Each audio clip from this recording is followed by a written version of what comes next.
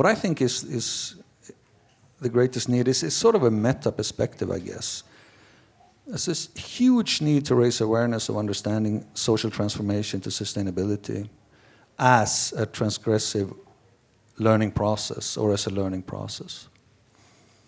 And to do this in a context of insecurity and epistemological and ethical ambivalence, right? So we have this whole discourse of post-normality and wicked problems, which imposes that we are living our lives in a sort of a sea of epistemic and ontological and ethical insecurity and ambivalence.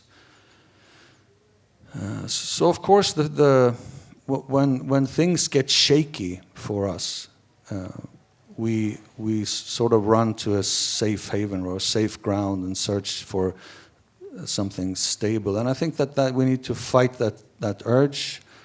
We need to understand that in order to deal with these issues, we have to see these challenges and these processes as learning processes. And this might seem trivial, but it's not. We often take learning for granted. We think that it's automatically a good thing or that it leads to something good, but of course we know that is not the case at all. Most of the cases it's actually not. We are created this world, we who have created this world are educative people, right? Educated people. So there needs to be, this issue needs to be addressed both in formal education and in social learning. That is, learning processes outside of school. Learning processes that happens when banks are driven into crisis or when small and medium enterprises are trying to cover an area of the market. We need to look at different stakeholders and players in this process. And we need to understand how the learning that is involved in these processes can be transgressive, that is, can fight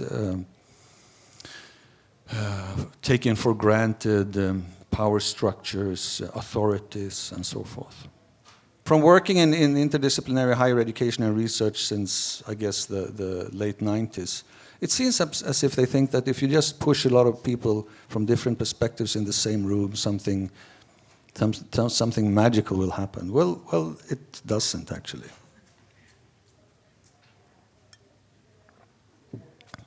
We need to understand these approaches. If we understand them as learning processes, then we can also understand what kind of enabling circumstances that we can create in order for something creative to come out of it.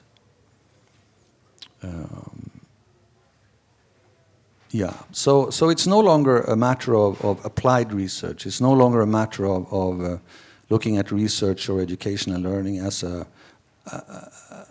instrument for accomplishing something. It's a matter of working together towards a joint end, and also to understand that these processes create these ends and are created by them, right? So the issues at hand and the methodologies and the models that we use to try to resolve them are emerging in the very same process that we are involved in.